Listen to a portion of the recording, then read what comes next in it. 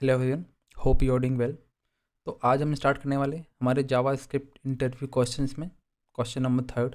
आज देखते हैं हम मेमोइजन होता क्या है जावा स्क्रिप्ट में।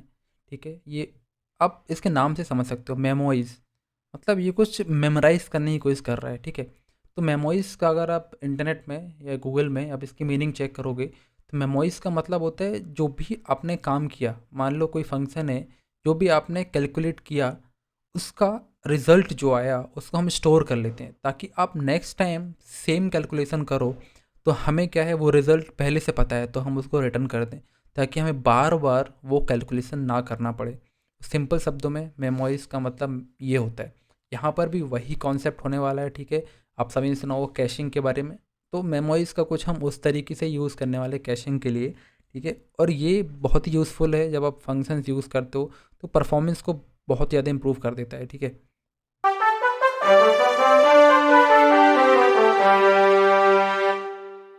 ठीक है, देखते हैं। तो मेमोइज एक प्रोग्रामिंग टेक्निक है।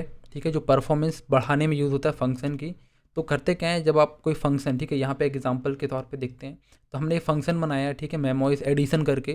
तो वहाँ पे हमने क्या किया, एक कैशे नाम का एक ऑब्जेक्ट बना लिया। ठीक है, एम्प्टी ऑब्जेक्ट है, फिलहाल उसमें कुछ नहीं है और हम रिटर्न क्या कर रहे हैं, एक फंक्शन। ठीक है, फंक्शन के फॉर्म में हम क्या रिटर्न करने वाले हैं, यहाँ पे उसका रिजल्ट।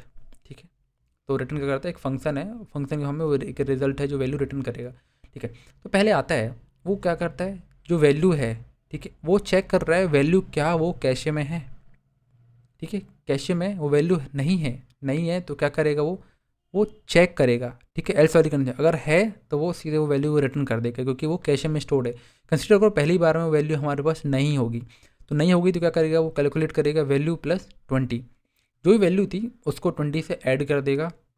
ठीक है, जो भी मान लो अब तुम पास करोगे, मान लो आपने 20 पास किया। ठीक है, अब 20 को आपने ऐड करना था 20 से, क्योंकि मतलब एडिशन करा रहे हो 20 को 20 से, जो भी नंबर दे रहे हो आप उसको 20 से ऐड करा रहे हो। ठीक है, आपने वैल्यू क्या दी 20, 20 को वो 20 से ऐड कर रहा है।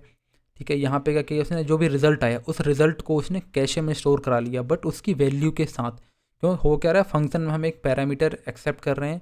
ठीक है, आर्ग्यूमेंट एक्सेप्ट कर रहे हैं जो क्या है वैल्यू, और वैल्यू अगर सेम होती है तो हमारे पास उसका रिजल्ट सेम आने वाला है क्योंकि सेम वैल्यू के अगेंस्ट में जो भी कैलकुलेशन है वो तो सेम होने वाली है, राइट। तो उसका हम रिजल्ट स्टोर कर लिया हमने, इसलिए हम उसको वैल्यू के साथ स्टोर करा रहे हैं, वैल्यू नाम की या वैल्यू नाम की प्रॉपर्टी से स्टोर करा रहे हैं उसका रिजल्ट उसमें। और फिर हम क्या कर देते हैं, उसको रिजल्ट को रिटर्न करा दिया पहली बार। तो देखो एग्जाम्पल के फॉर्म में हमने क्या किया, पहले एडिशन नाम का एक इंस्टेंस बन इसको ऑब्जेक्ट क्रिएट कर लिया। हमारे पास एडिशन नाम का एक ऑब्जेक्ट है, हम कराते हैं एडिशन 20 से।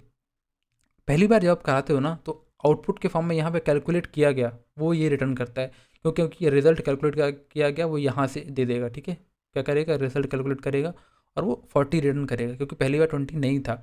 बट अब यही आप सेकेंड टाइम जब करते हो सेम वैल्यू के साथ, तो क्या होता है ना कि रिजल्ट को वो कैशे में स्टोर कर चुका है। ठीक है, आप क्या कर रहे हो, सेम देखो अभी आपने सेम इंस्टेंस यूज़ कर रहे हो, आपने कोई नया इंस्टेंस नहीं बनाया।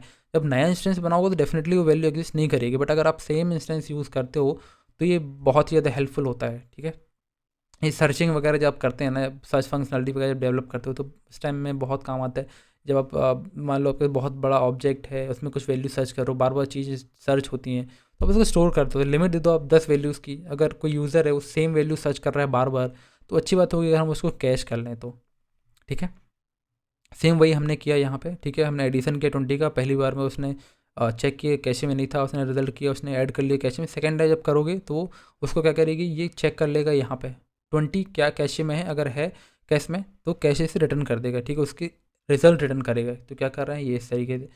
तो ये सिंपल सा कॉन्सेप्ट है मेमोराइजेशन का जो हम कैशिंग में यूज़ करते हैं। ठीक है, तो यहाँ पे ये लिखा हुआ है। ठीक है, सिंपल एक्सप्लेनेशन एंड इसका जो दिया हुआ है समझ आया, ये होता है। बहुत जगह आप इसको यूज़ कर सकते हैं जहाँ आपकी मर्ज़ी हो, जैसे आपकी मर्ज़ी हो, बट बेसिकली ये सर्चिंग में बहुत ज़्यादा यूज़ होता है। वहाँ पर ही हम बहुत कंप्यूटेशनल टास्क करते हैं, बार बार करना पड़ता है, तो हम ये वहाँ पे अच्छे से यूज़ करते हैं। ठीक है, तो देखते हैं अगली वीडियो में। अगर आपको कोई डाउट हो तो definitely ask me in the comment section regarding this topic और any other previous topic that we have discuss. और कोई अलग डाउट भी है तो आप पूछ सकते हो, कोई दिक्कत नहीं है। ठीक है, मिलते हैं नेक्स्ट वीडियो में।